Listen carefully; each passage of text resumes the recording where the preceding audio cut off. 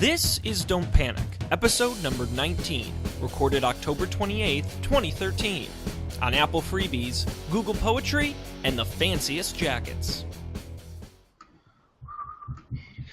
Good evening and welcome. We are here at... Thanks, Colby. We are back. It is Don't Panic, and have we got a heck of a show for you tonight. We are just jazzed and excited to be here, and yay! Look at us. Suave! So let's talk to the fanciest men on planet Earth, starting with Colby Rabidou. Colby, how's it going? Pretty good. As some of you may know, I got a Firefox phone this past week, and I'm very excited about it. It changed my life. It's the future.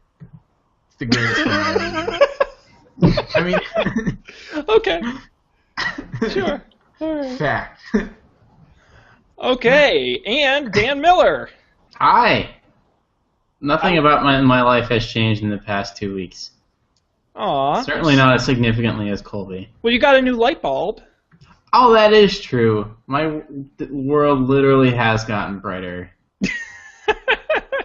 A pre-pick LED light bulbs are awesome and can be affixed to light fixtures upside down. Really? And you like the LED? Yeah, no, it's just like, it's no different than, you can't really see. Yeah. It's literally indistinguishable from one of the old incandescent bulbs. And it's just more energy efficient than the CFLs, but turns on instantly. And they last forever, don't they? And they last longer. They're slightly more expensive. They're around $12 a bulb now. But considering you don't have to replace them for like 15 years, yeah, seems worth it. Yeah. Tech tip right there. I want to get some of those like the Philips ones that like connect to Wi-Fi and you can change color and like I don't know with the weather and. Those are more than $12, but yeah, that they're would like be cool. $150. I love the fact that I see all these IFT recipes that are set up with the light, so it's like if it gets cloudy outside, dim the lights, or if my sports team wins, change it to their colors, or there's all kinds of cool stuff. So I agree. That would be a toy I'd love to blow some money on. But with that being said, I'm Sean Jennings, and we're thankful you guys are here with us tonight. I know we missed last week, but do not worry because we have got twice as much good stuff here tonight. I want to remind everyone out there listening that we do this show live every Monday night, 11 p.m. Eastern, 8 p.m. Pacific at our website, don'tpanic.io. There you can also get video and audio versions after the fact.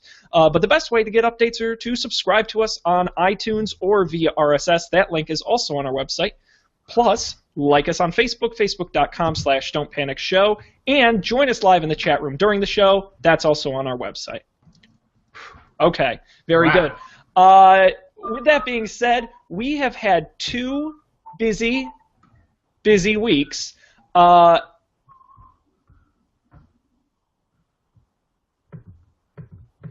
Here in the tech sphere, and with 2 major OS announcements. Back-to-back, it seems, competing for headline space, and that would be, of course, OS X 10.9 Mavericks and Windows 8.1.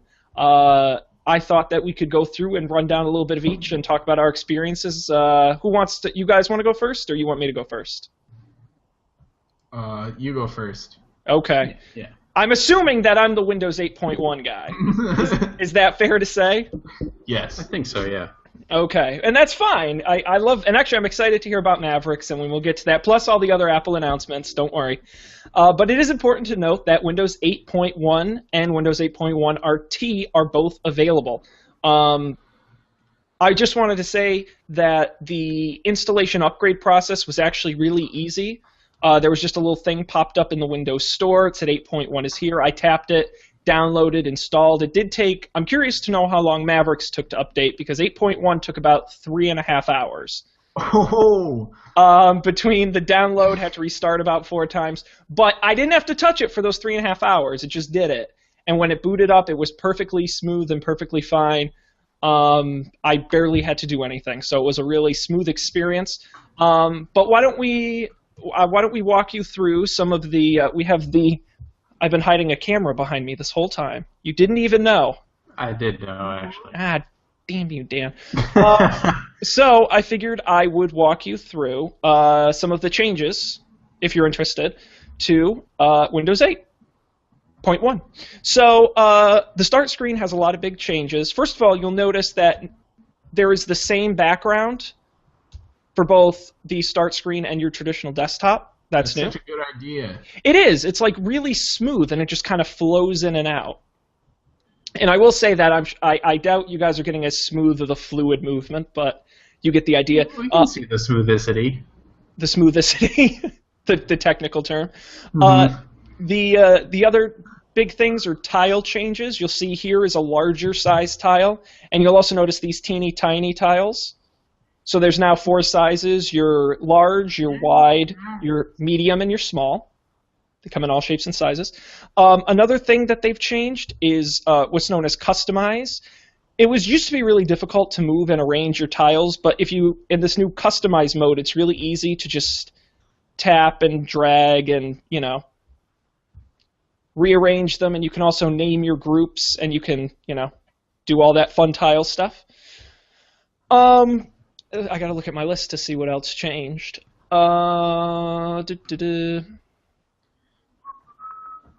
Oh, there is new snaps. So, for example, let me open up Maps. And I don't know what's going to happen. I'm nervous. It's going to show a map, Colby. I wouldn't overthink it. I'm also going to pull up Weather, 2 apps where it won't show my personal information to the world. And what's really cool now is Snap used to be... No, that wasn't... You now have Snap in more than one option. So it used to be, if I tap the middle here and drag it over, it used to be only the small, like this little sort of third view, and that was your only option. Really? Yeah, but now you can snap half and half. And you can do a third on that, and you'll see it changes as you do it. It's a lot more flexible. You can actually pretty much, if you're using Metro apps, you can pretty much drop it anywhere in between. What you can also do is you can also snap the desktop side by side as well. Interesting. So that's really cool, and that's really useful. And it also works good. You can't tell because I've got 2 monitors, but you can now run Metro on one and desktop on the other. It used to kind of be like Mac used to be before, where the double monitor didn't work super well. Okay. Let's see. So that's a nice new feature. Oh, and one of the other things that's really nice is by default, when you open up a new app and you're from an app, they open up side by side instead of overlaying the other one. So it's just kind of nice things like that. One of the other big things is this new search. So I'll swipe in from the side and hit search. And it's now an everywhere search. So give me the name of a celebrity. Tina Fey. Tina Fey, good choice. Thank you. Finite. Oh, that's a crazy close up on your jacket. We can see like the individual threads. It's that HD, man. It's really worth it. Wow, that was incredible. So as I search Tina Fey, you'll see you can't really necessarily read it, but over here it's giving me some suggestions. Mm-hmm. But in this new search they have, it actually that's not a good picture of Tina Fey. But it actually searches a ton of different stuff. So it shows files. There's one file that I guess is similar to Tina Fey. But it also gives me, I can click to her Wikipedia page, and it shows me the movies she's in, videos on YouTube. It lists articles, web pages. It searches Xbox video now, so I can watch Mean Girls or Date Night. Related searches, images, and movies. A lot of it powered by Bing. So it's one of those things that it'll search your mail, it'll search your calendar. It's this smart search that's integrated into the OS and will actually search across everything you have. So that's exciting. It is exciting. And that, quite honestly, is the bulk of the changes. All right, you're going to see my jacket for a second. Look at that. Wow. Isn't that amazing? I just love technology. Those textures they used to have in iOS. The other changes to note are that there is now a start button that you can tap, and it will take you to the start screen. I still recommend using Start 8, which I continue to use, which is that replacement I talked about a couple episodes ago. But it is there. That? What? Why? Oh, What's the difference? So I don't have the 8.1 version set up, but when you tap that, all it does is this. It doesn't bring up a menu. All it does is flip you to this. Whereas Start 8 actually brings up the traditional looking. It's kind of a replacement, and it brings up a Windows 7 style. And I prefer that for a couple reasons. It's easier to shut down from here. It's easier to one click to control panel or documents or what have you. So I do recommend that still. But you do have the option for a button if you really like it, and of course there's always your Windows key. Cool. SkyDrive is more integrated into the system, which is a real pain in my ass because it now, I'll try to save something into my Dropbox, and then it'll save it to SkyDrive anyway without telling me, and then it keeps flipping back to SkyDrive. It's really annoying, and I don't want to save to SkyDrive. But Microsoft doesn't seem to understand that. Oh. So that's. I really want to be your friend, Sean. I mean, I guess not. That's really mostly it for 8.1. It's one of those no-brainer upgrades. It's free. It's available now from the Windows Store. I will say that if anyone out there hasn't upgraded, make sure you have all your Windows updates installed because they won't let you do 8.1 until your Windows 8 updates are all set up. But after that, it's one click and it's really easy to download. So that's Windows 8.1. I'm loving it. It's not anything radical. There's not a lot of big changes that I use, mostly the tile stuff on the start screen. And the snap, but that's mostly it. So, I don't know if you guys have any questions or you want to move on to the excitement that is Mavericks. No questions here. I don't think so. It's really straightforward. What we were expecting, yeah. And it works well, and the update, I have to say, I was worried because, they claim this was a big upgrade, like going from 7 to 8 or something big like that, and it was very Mac-like in the way you just go to the store, click update, and it downloads and installs. And so you get updates from the store now? No, it's weird. You got the major 8.1 update, but incremental security updates still come through Windows Update, and those are automatic. And you can manually go in through the control panel. If you buy an app on the Windows Store, does it update automatically? Yes. Yes, so Metro apps will, yeah. But security updates still go through separately. Interesting. Okay. Yeah, so sweet. Well, I'm excited. Let's go head-to-head, ding, ding, ding, ding, ding, and bring up their competitor du jour, and that would be Mavericks 10.9. Guys, does it live up to the hype? It lives up to the hype that the multi-monitors work. Oh, yeah. Finally. Has your productivity shot up like 300% now? I would say like a solid 20%, like an appreciable gain. Yeah. Also the battery life. Yeah. That's nice. Also, when does that happen? Never. So, how big of a difference would you say you've noticed? I don't know. I just noticed I have to plug my computer in. I think it made it to the point where I'll probably never have to think about plugging in my MacBook ever again. It's just by the time I get around to sitting down at a desk, it's still not dead. Which for Colby meant before, I've seen him run his laptop battery out numerous times. Yes, that's true. Almost every day. To the last possible second. Just blatant disregard for the low battery warning. So is it at least 8 hours for you, Colby? Yeah, I haven't actually tried. I'm gonna try. Mm-hmm. I'll keep you posted. But because my MacBook's a year older than yours, or more, perhaps. Yeah. So I can't really say. I haven't really tested it. I hear it's much better though. Yeah.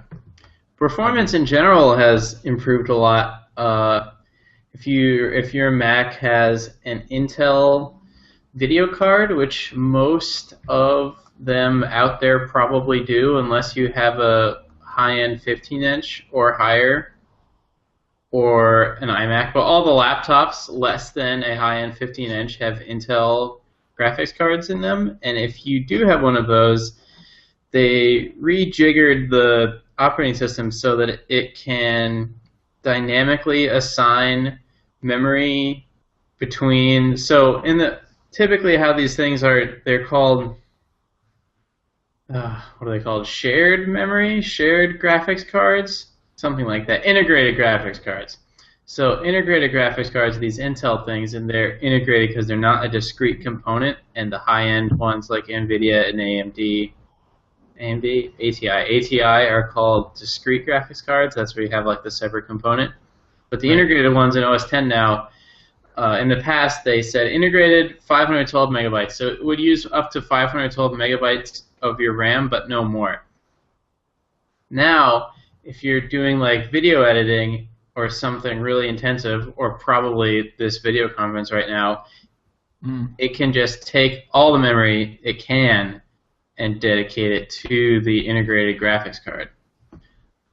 So I'm noticing that, a lot of things are more smooth than they were, especially if you have lots of apps open.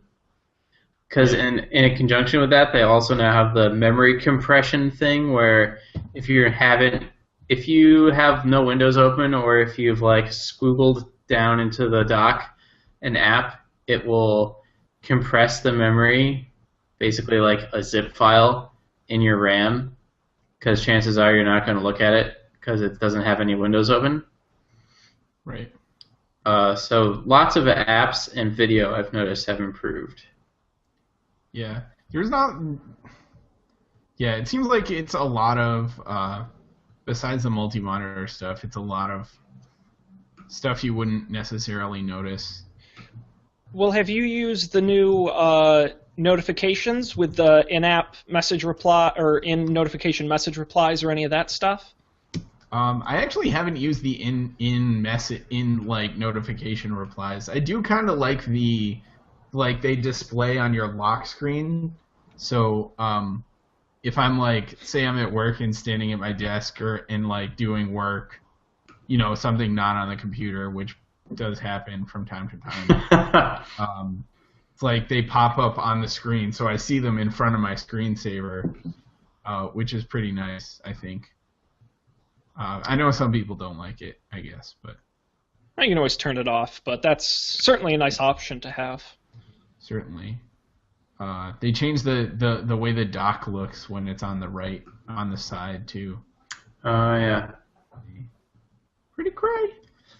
And yeah.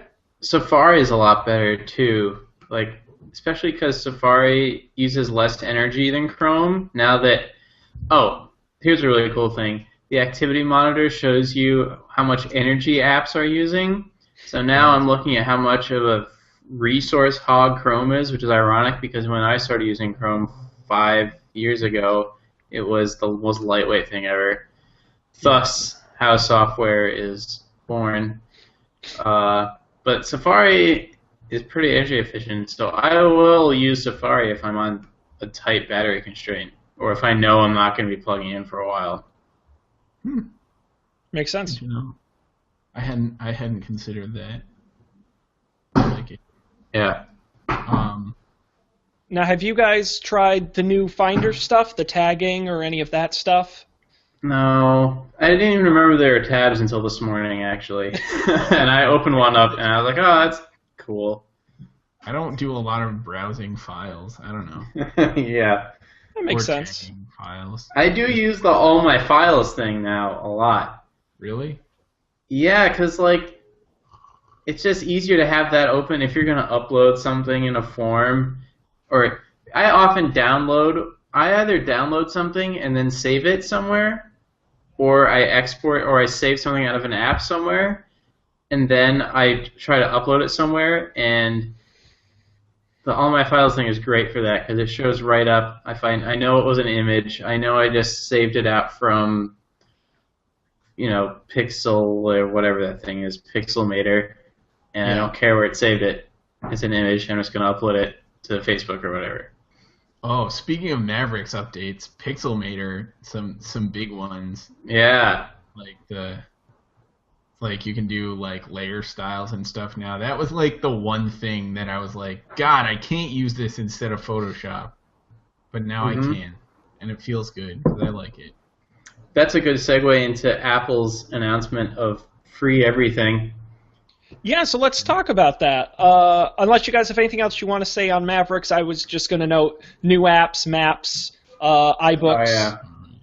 Oh, iBooks, finally. iBooks is like 2 years too late for me. I switched to Amazon years ago because I couldn't read them on my computer. Yeah. And now I'm pretty invested in my Kindle books, so yep. It sucks to suck.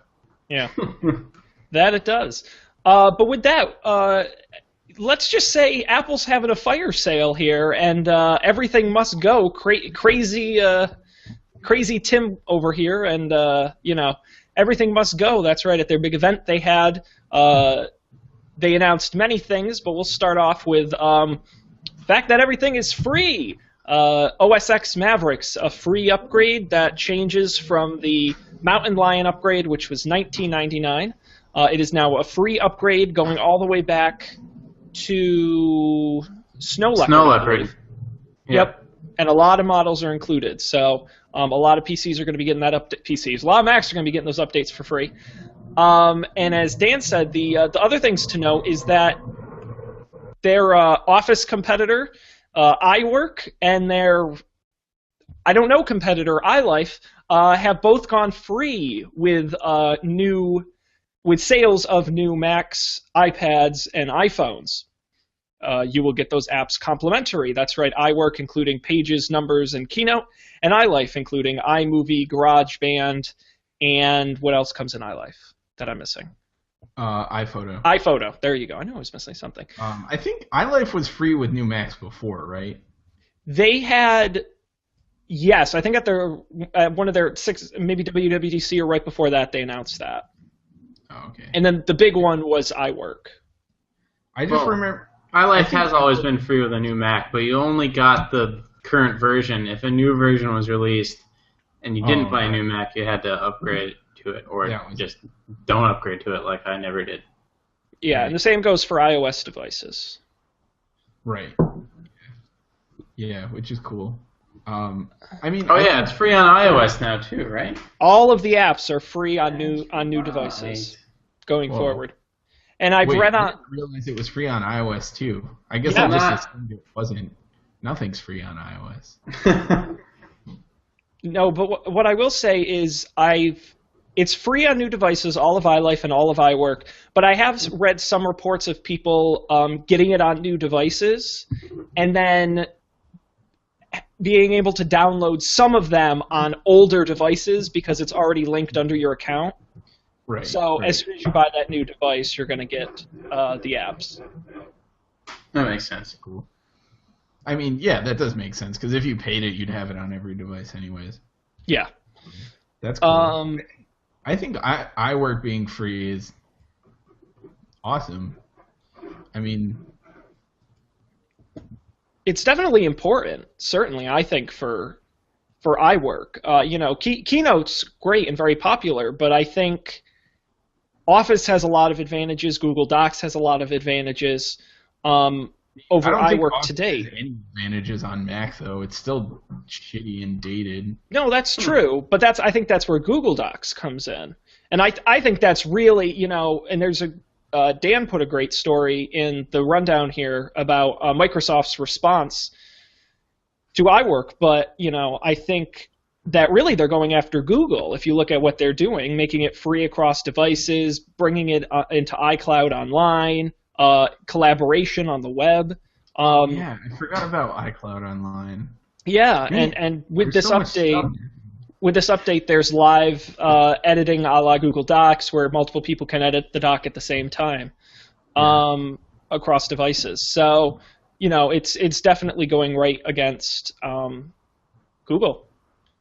Yeah, that's interesting because that's something Google doesn't have is like native apps for that. Yeah. You know, like I think Google Docs has, you know, some serious offline support now, but I mean it's still not a native app. And if you can get all the Google Docs goodness with a full-fledged native application, that's pretty nice. Yeah, it's kind of weird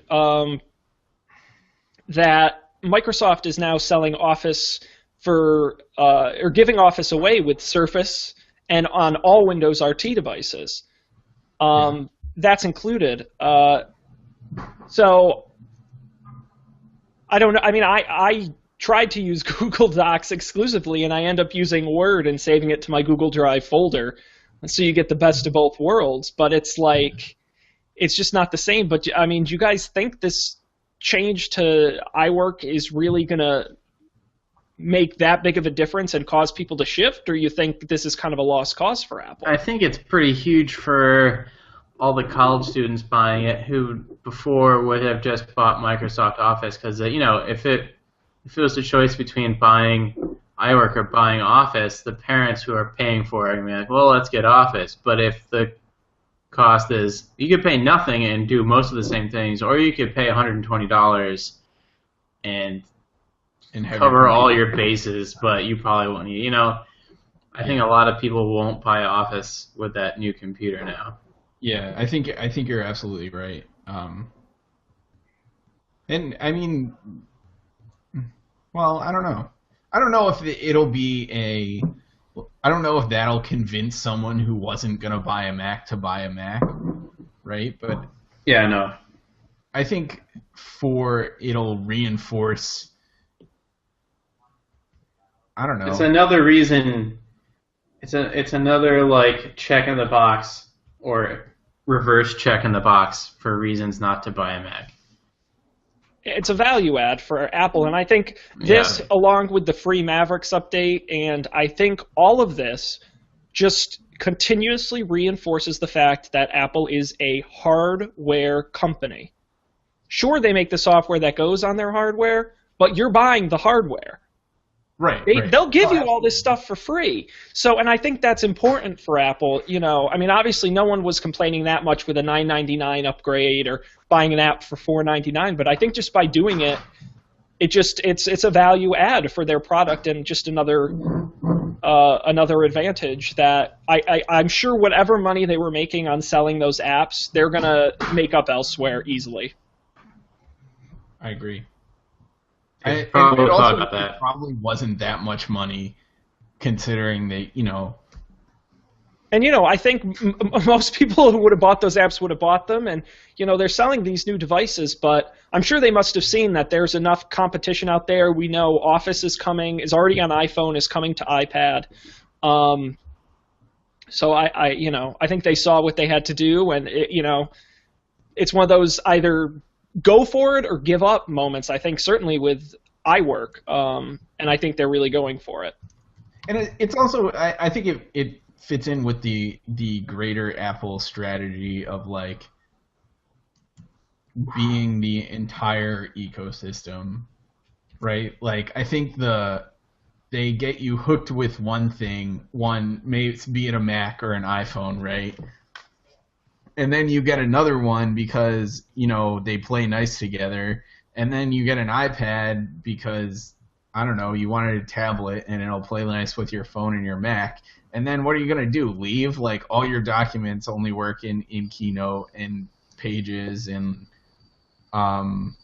you know, you have everything on iCloud and you use, you know, the contacts. So it's that's their play. Like, they have a lot of different things. They have a lot of hardware or different categories of hardware, and they all work really well together most of the time. And I think this siloed approach is where everyone's going. I mean, you know, you look at it, Microsoft has Office, Google has Google Docs, Apple has iWork. Microsoft has Bing Maps, Google has Google Maps, Apple has Apple Maps. I mean, they go across the board and they have their own thing. there's been a rumor going around for a while that maybe next year Microsoft will either bundle Office with Windows or broaden their subscription model to not only include $99 a year for Office, but to include Xbox Gold and to include a ton of better, faster updates and all kinds of different Microsoft stuff to create better value. So I just think this is the direction they're going, and yeah, that would be nice. Yeah, I think people like value. But yeah, but it's that's why Microsoft can afford to bundle it with Surface. It's because they're making Surface, and they get they have a higher margin on Surface than they do when on my Acer. Right.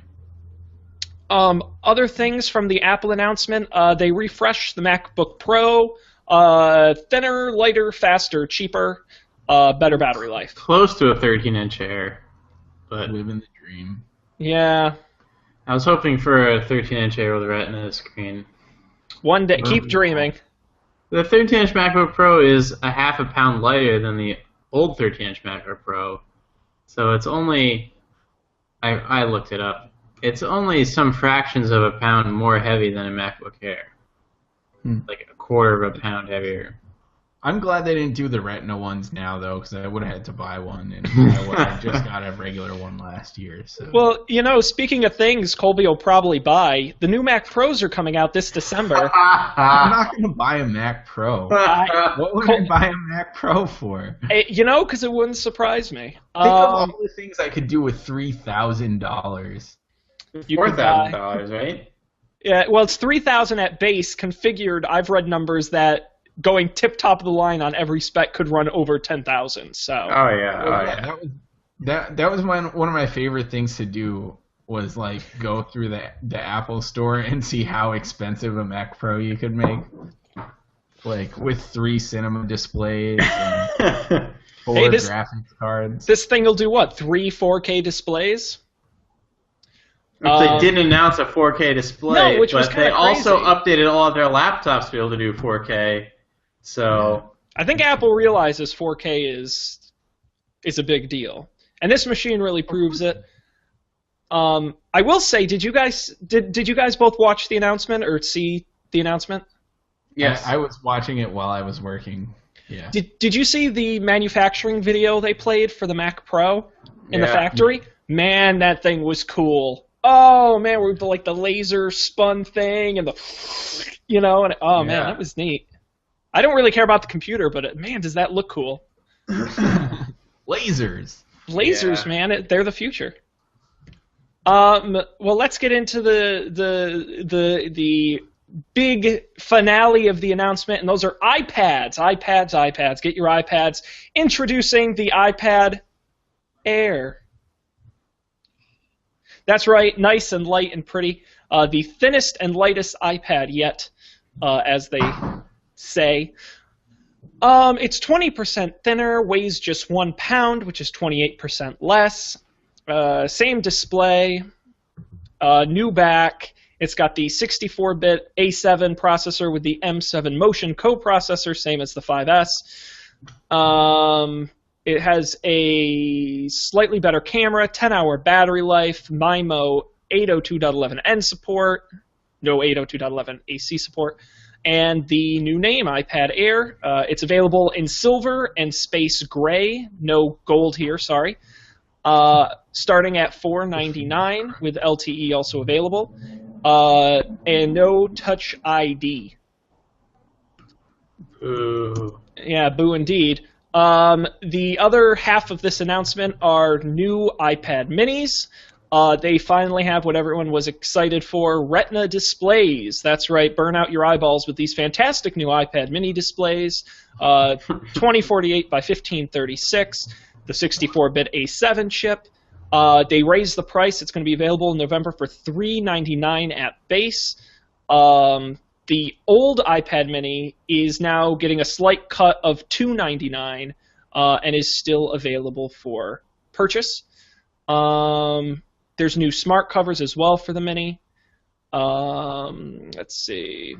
Can we talk about how ridiculous it is that they're still selling the iPad 2 for the same price? I 100% agree. That's right. The iPad 2 is still available at $399, right? $100 $299. less. What? No, the original No, iPad $399. Mini, the Mini is $299. Yeah, but the iPad 2 is $299 because a new iPad is $399 base. No, a new iPad's $499. It's Really? $500. Yeah, it's always been $500. Oh. Yep. Yeah, It's sorry, just Nick. ridiculous. Yeah, and, stuff's like, expensive. people are gonna buy that too because like, oh, it's cheaper than Yeah. but I still want the big one. But it's just weird because they could have kept the 3 around. They could have kept the 4 around. I mean, they could have kept the one thing that baffles me. I get they want to keep around their old products, but that now means that is the only, I believe, the only product in the entire mobile line that still uses the 30-pin dock connector. And the only non-Retina. Non-Retina. That's right. What? Really for I 100? And it's the Maybe- exact same price as a brand new Retina Mini. Maybe they just made way too many and they That just could like be they it. just have them and they gotta sell them. Or they did all the investments and they must be so good at making them. The margins are so low that they must That make a could be. crazy profit on each, because that just doesn't. Like, I could not. It's sort of like people who are like, well, should I buy a 5C or a 5S? At least for me, I can't think of any particularly good reason to not put in the extra 100 and get what I perceive to be a better phone. I don't understand why you wouldn't either buy a brand new Retina Mini or put in the extra 100 and get the new iPad. Right. Like, if you're already spending 400, why are you getting how many years? That's like a 2 or 3 year old product. Some people say that the performance on the 3 was too bad because That's it was true. the first Retina. But then why not keep the 4 around? That's true. I don't know. I don't know. I don't know what to tell you, Sean. It's just weird. Well, it's just weird. I did want to ask, what do we think about iPad Air as a name? It's dumb. Okay, it's dumb. It's weird that they have that as a name, but then not have it a regular iPad. It also doesn't like. Wait, are there still MacBooks? No, the MacBook is dead. Yes, it's on MacBook Pro and MacBook Air. I guess that's Yeah. interesting. I think it's weird because like the first MacBook Air was like mind-blowingly thin, right? yeah. Or maybe not the first one. Putting but, it like, in the that little ones- manila envelope Yeah, thing. that was cool. That was cool.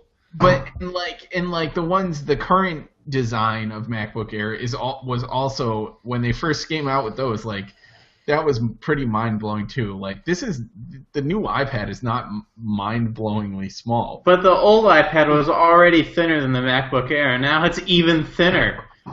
Right. I mean, it is. And but the it's battery not, life is longer. Like, what the hell?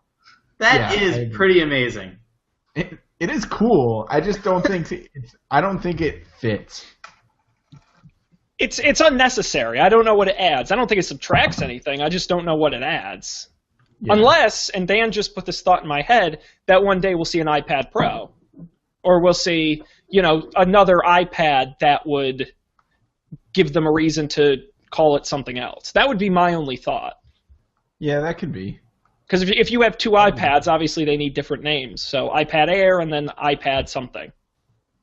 Mm. I also don't like that they're calling the new iPad Mini, the official name is Apple iPad Mini with Retina display, is the name. It's not Mini 2 or just iPad Mini.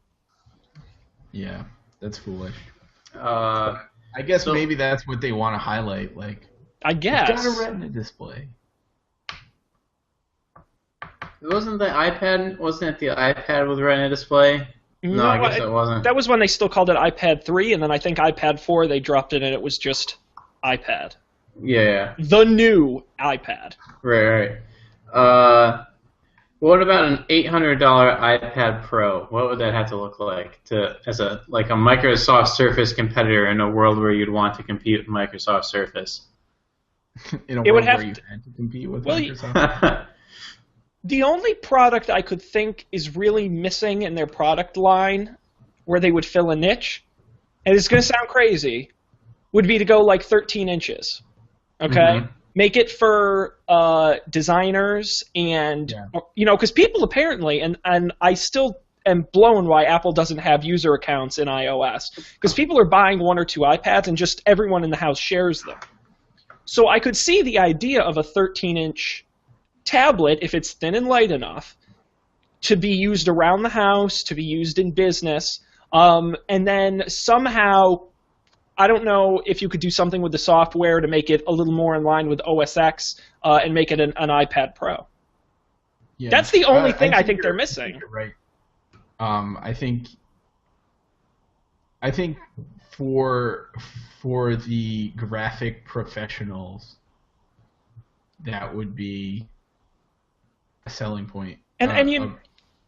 And people think it's crazy when you get to, Lenovo at CES last year had like a 28-inch tablet, like for the home. It looked ridiculous. You remember that? The Shepard Smith tablet? Yeah, exactly. And people think that's crazy, but at 13 inches, and if Apple can build like this really pretty stand accessory you can get with it, I think that could be a really cool home use product. And I mean, a 13-inch iPad Pro with insane battery life would almost be the perfect student computer.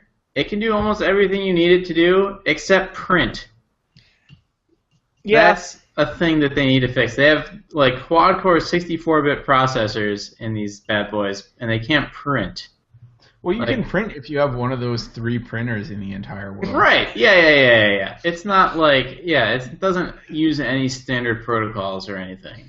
Well, if Apple wasn't so obsessed with thin, they could always put in a USB port, but probably not. I mean, you can just dock it into a thing.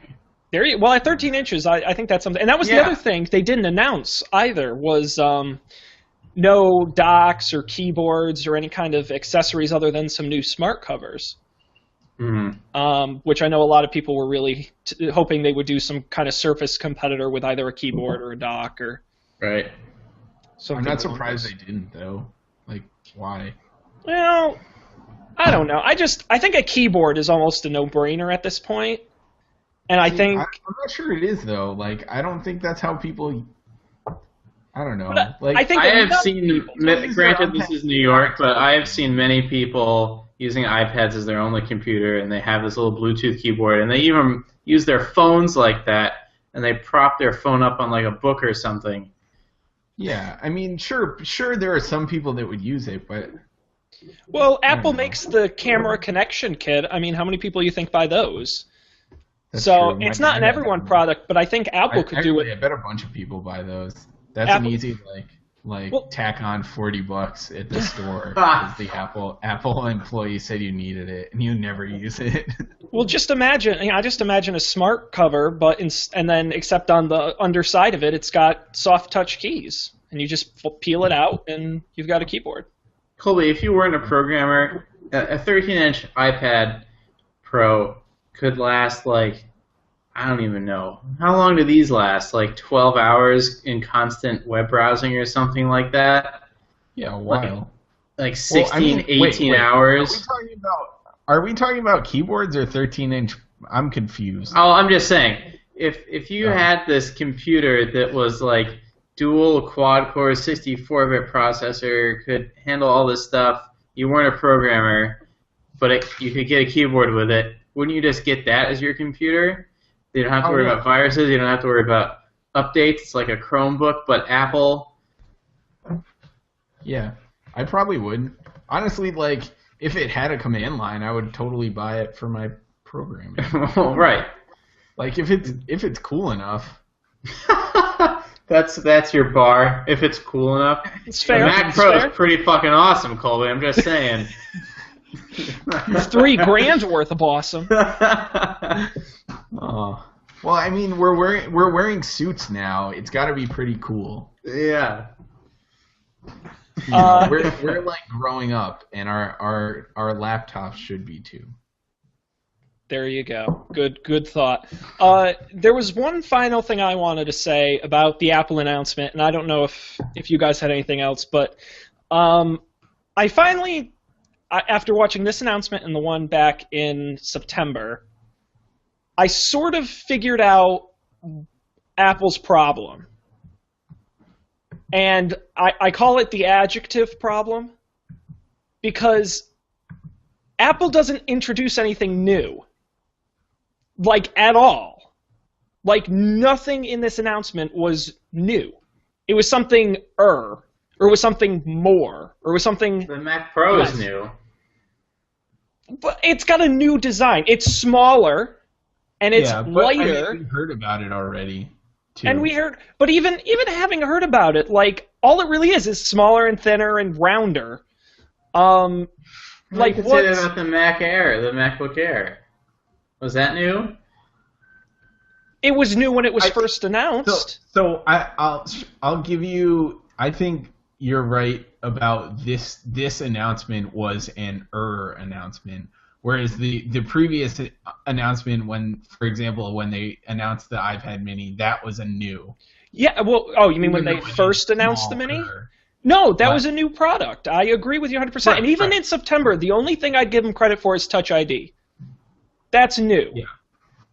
That is a new and everything feature. else was But I get it, and I still argue Apple makes fantastic products, and people should buy them, and that's fine.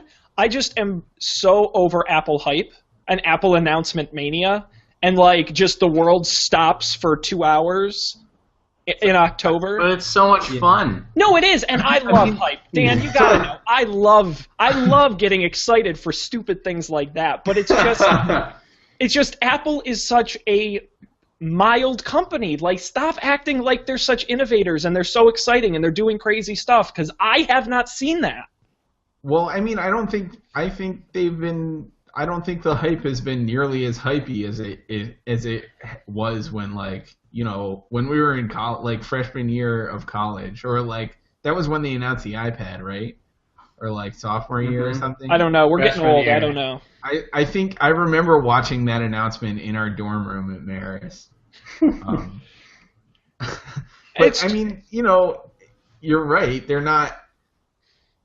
I think part of it too is that they're not an underdog anymore. They're clearly one of the big dogs. So it's, you know, their bar is much, much higher than it was before the iPad and before the iPhone, which were both very big deals. And I mean, also, you know, Steve Jobs was way better at this than. Yeah, well, the announcements are a big part of it, and they're such snoozers now. But yeah, I really like the OS X software guy. Oh, he's great. Yeah, they do have a couple of really fun guys, and they made a lot of jokes this time. A ton of jokes. Like, the whole thing was like a comedy routine, which is great, and I was laughing. But it was just such a different approach that I don't know. They're fine. They're a great company. They're a billion-dollar company. They're going to make money and sell products. But I get more excited about what Microsoft is doing than what Apple's doing, quite honestly, because Apple's just making thinner and lighter products. And that, while that's great, it's a thinner and lighter product. It's, you know, I don't even know if a watch or a TV or any of these hype things are really what Apple needs to do. I just think they need to double down on figuring out what's next instead of what's now. Well, they probably are. I hope, and I want them to so badly, but they are not showing it to me. Well, apparently in the earnings call today, Tim Cook confirmed that Apple plans on introducing new product categories in 2014. He said that about 2013. iPad Mini. But I mean, they can't make any different sized iPads this time. So but they can do the TV thing that Steve Jobs said that they were going to do. Well, you know, the 3 years ago. TVs and watches and cars, and there's all kinds of crazy rumors what they're going to do. But it's just... Maybe it'll totally blow your mind, Sean. I hope so. Please, Apple, I'm begging you. Blow me away. You gotta have some of the, like, naive optimism that us Apple fanboys But have. I used to have...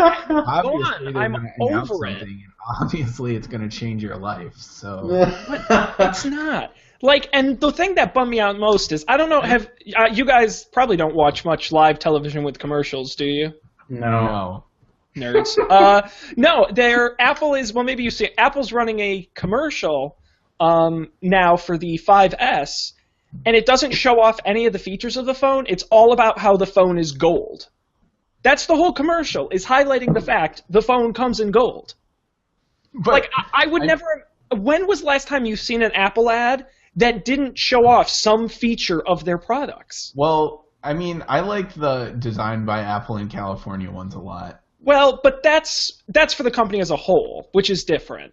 And I do Yeah. like those. But as for a specific product, it always used to be people doing things. It used to be people FaceTiming, actually With the showing cool off. music.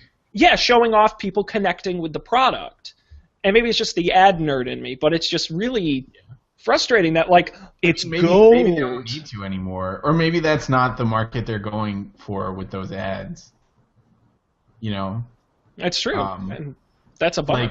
like, you know, maybe the 5S. You know, like at some point they're probably going to hit some sort of market saturation, right? So maybe it's for that specific campaign, it was about getting these fuckers with iPhone 4S's to upgrade or something, and you know, there are a certain number of people who Don't hate like on the you, 4S. Sean, I love but my like 4S. you know, I don't know. I guess you're not shallow enough to just buy a phone because it's gold. I'm not. Well, and to be fair, it does differentiate it from the 5C, I will say. That's Highlighting true. the fact gold, high-end, fancy versus the 5C. So I mean, I don't. No, like you said it yourself. The iPhones aren't really new this time. It's cosmetic stuff, right? Yeah. The 5C and the 5S, and that's like, I don't think that's bad. It's just a different thing, and you know, consequently, that's probably what they're gonna try and sell. I don't know. I'm just disgruntled about everything. I don't know anything about ads, so I'm probably wrong. I'm No. You're not. No, you're right there. You're good. But it's just, put it this way: Apple's gonna have to do something really awesome at their next announcement, which could be spring, probably WWDC if they've moved everything to fall. or what? What's gonna happen? I don't. Well, what was the crazy? We made some predictions about what we expected, and I said something crazy. What was it? I can't. I'm gonna have to go back and listen to the last show because I don't. Oh, you did say something crazy. And I thought it was such a good idea. Nah, I'll have to go back and look. Okay, we'll revisit this next week. We will. We'll have to check our predictions and see how we did. Well, very good. Any last thoughts on Apple or anything else, or have I ranted enough? No, that was a good I'm so frustrated. Heated Apple discussion. Apple. See, this is why it's good. See, this is why the three of us work together, because I do Windows, and you guys can do. I guess Colby can do Mac, and Dan can do Linux. We've talked so much about Linux. Our hard-hitting Linux news. When's the big Linux announcement? Steambox, man. We talked about Steambox. Yeah, Steambox is cool. I rep for Steambox, man. That's awesome. But we will move on in the interest of time and boredom to our picks of the week. I am going to start this week, and I'm doing double duty. I have a tip and I have a pick. And I realize that not everyone who watches this is the most tech-savvy person, and there are people who don't know about this. So I want to make it clear how important this is. Two-factor authentication. What that essentially means is it's making your shit more secure. Because I am sick of, for example, I don't know if you guys have used Buffer at all. Sounds really familiar. They're the ones that got hacked, right? That's right. They got hacked. Hackers got in and were sending out spam tweets and spam messages from people's accounts, Facebook and Twitter. Now, they didn't actually get to the credentials of Facebook or Twitter. They only got into Buffer, so they didn't compromise any Facebook or Twitter accounts. But it just goes to show that a good password oftentimes isn't enough. And that's the beauty of two-factor authentication. For those of you who don't know, it essentially creates a second layer of security. For example, if I try to log into Google on an unknown computer, I can put in my username and password, and Google will say, wait, that was a good password, but you got to go again. You have to use a code that came up on your phone, for example. Put that in to prove you're actually you and not a hacker in Siberia. Boom, you get into your account. So I cannot stress enough how important it is to turn on two-factor authentication. Please, for the love of God. All the big services have two-factor built in. Google, Facebook, Twitter, Dropbox, Evernote, Microsoft, Am I forgetting any? Uh, I don't think so. Facebook. Yep, Facebook. They're great. I use them. Uh, Etsy and has two-factor authentication. do they? Yeah. Wonderful. Etsy. And this is a lot of sites are rolling this out, especially with all the recent hacking. Evernote got hacked. I'm really glad that none of my banks do, though. That makes me feel really Well, it's a good way to go. Now there is a bit of a downside. It's not necessarily the most user friendly. You do have to pull your phone out and put in the little codes they give you that cycle through every 30 seconds. And see, I can show you the code because even if you know the code, you got to know my password too and enter it in the next 30 seconds. I wish I knew. Speaking of it not being inconvenient, I wish I knew how many times I had to two-factor auth in a given day at work. It's probably about 30. I need to fix that. Yeah, and that is one thing that's great if you're worried. Like on my personal machine, I pretty much have everything set to don't harass me. But it's good when you go to like a random like on-campus computer at college where I go, where I have to log in. I don't have to worry about security there. I recommend the Google Authenticator app. It's a really good app. It does a great job, and it connects with all these are all the codes for Google, my Dropbox. LastPass has two-factor. Facebook, Microsoft, all my codes are in one app. So my tip this week, please, for the love of God, do yourself a favor, go out and turn on two-factor authentication for all your services. You'll be glad you did. It was really funny. Twitter still uses SMS, so they'll text you a code to put in.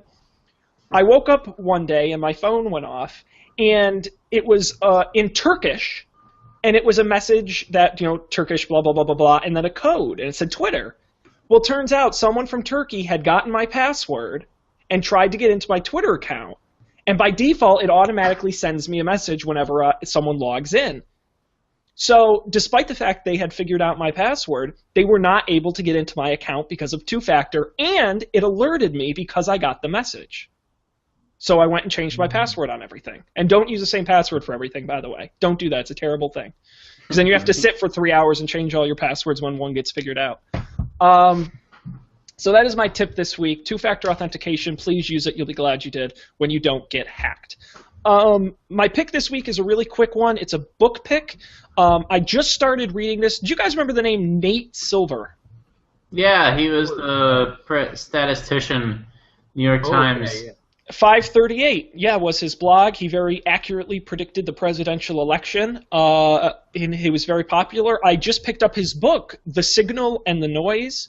It is available on Amazon and wherever fine books are sold. I picked up the Kindle version, and I haven't finished it, but so far it is an outstanding book. If you have any interest in just how predictions are made, he makes it very approachable, but you also learn a lot. He talks everything from sports to politics to the economy, and really makes you think about how you make predictions and who to trust when it comes to predictions and types of people. There's great. I was really pleased. I got the Kindle version, and it had all the graphs and charts in it, and it came up fine on my Kindle Fire. So, it looks great on the digital versions as well. I highly recommend it. It's a really interesting educational read. It's called The Signal and the Noise, Why So Many Predictions Fail But Some Don't. It's by Nate Silver. Go and pick it up today. You'll learn something. Sweet. There you go. That's my pick. Cool. Should I go next? Sure. Don't sound so enthused. So my pick this week is a little bit on the nerdy side. So basically it's this website called getmacapps.com. And all it is it's a list. Basically it's a list of all these common free / open source apps that you might be interested in installing on your Mac.